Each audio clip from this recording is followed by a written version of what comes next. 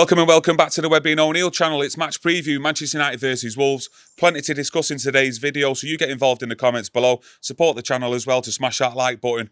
Erik Ten Hag's give his press conference and his injury updates, and it's a big blow concerning Marcus Rashford. Yeah, big blow. Very, very much a doubt, Rashford.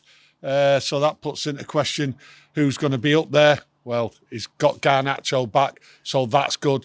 I think he'll replace Rashford with Garnacho. Very much a big doubt, he said. Yeah, big doubt. Rashford, he's been giving us goals. He has gone through a bit of dip of form in recent weeks, not sticking the ball on the back of the net. So you look around the team, where are the goals coming from? Well, he looks like Marshall, be number 9. Garnacho's there. I think he'll start Anthony. And they've got to start scoring goals. This game has to be won. Losing is not an option. It has to be won, and they've got to put the ball in the net. The chances they've created, and they've just not put the ball in the net.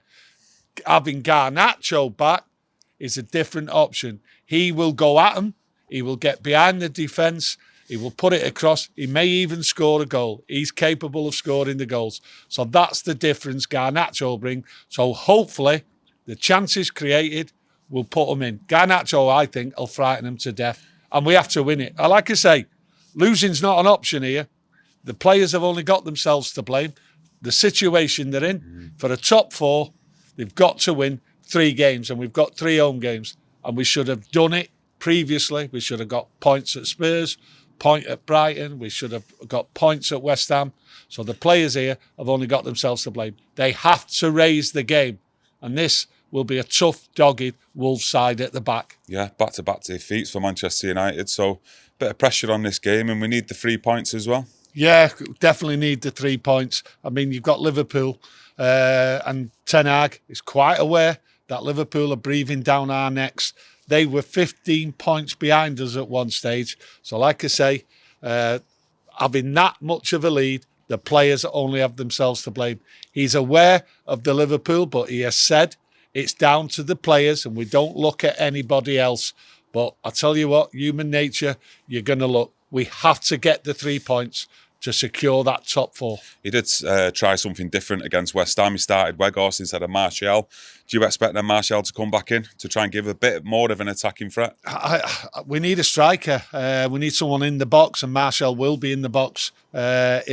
Hopefully, he'll hold the ball up and bring people on. To me, is my preferred option with what we've got. I'm not saying it's the preferred striker for Manchester United. It's what we've got.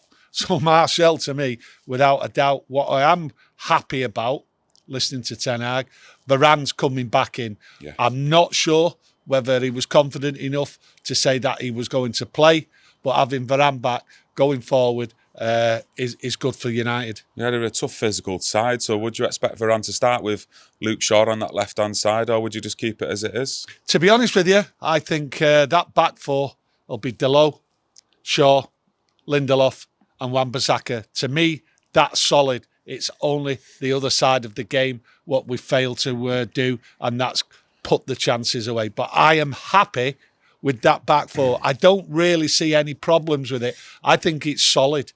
In the midfield area, though, we've been a bit open at times, or too open, shall I say, in the last 2 or 3 games. Would you be tempted to maybe drop Bruno alongside Casemiro in midfield and maybe start Sabitzer as a number 10, or even push Eriksen a bit further up? Because I don't think Eriksen's been too great, to be honest, with his defensive side of play. He's not been on form at the moment. Well, for a few games, Eriksen. But you've just said there, the last couple of games, the midfield being open.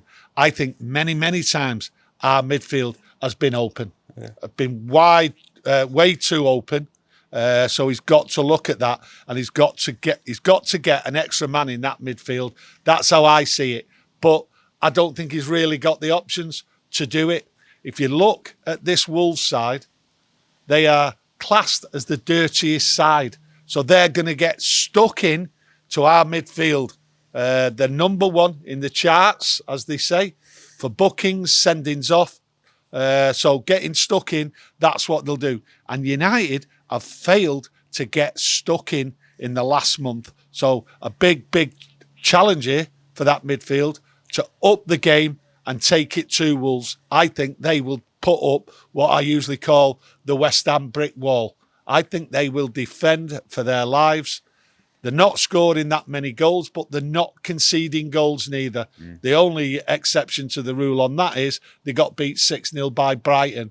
But if they get beat, it's only by the odd goal, and they're picking up points and they're picking up wins. 40 points they've got, so they're safe. So it's going to be a dogged fight in that midfield. Yeah, I expect Garnacho to start. He did start training last week. I think it was Wednesday. He's had a full week this week. So I think he'll be fit enough to make a start, and he's going to be needed because we need some attacking options who are going to cause Wolves a threat, especially on the wings. And Garnacho, he can go and dribble at a player, take on a player, get in behind, and he can actually cross a ball. And I think a lot of our crossing recently has been pretty poor, to be honest with you. But also, you can look at the strikers as well, maybe not making enough movement in the box.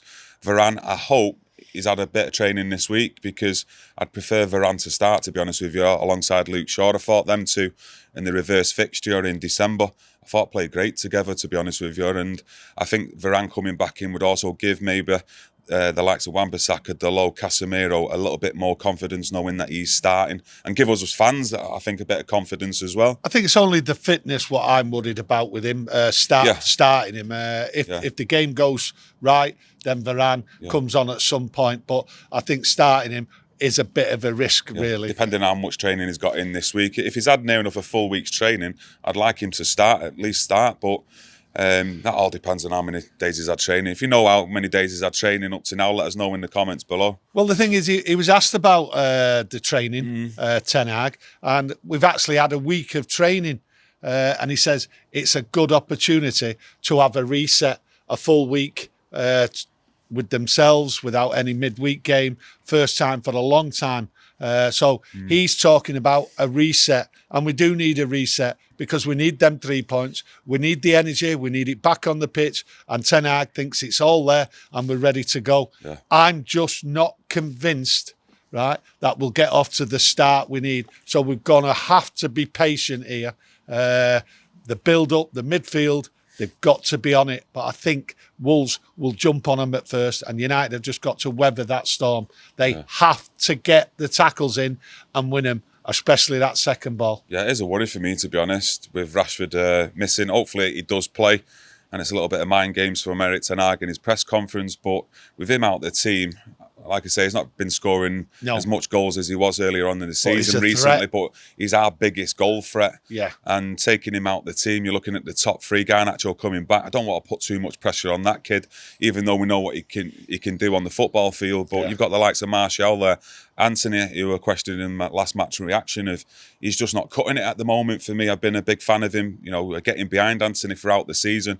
And at the turn of the year, I was seeing signs of progress where he was adapting to the Premier League. But in the last 2 to 3 games, since that Sevilla away game, for me, he's just kind of fallen off a cliff. And defensively, he does help Wan-Bissaka, but it's not been a great partnership that we were seeing at the turn of the year. And going forward, for me, I think he's been slowing the game down too much. When he's getting the ball being used as the out ball, he's not then going running and trying to take on the man. He's like cutting inside, slowing down the play.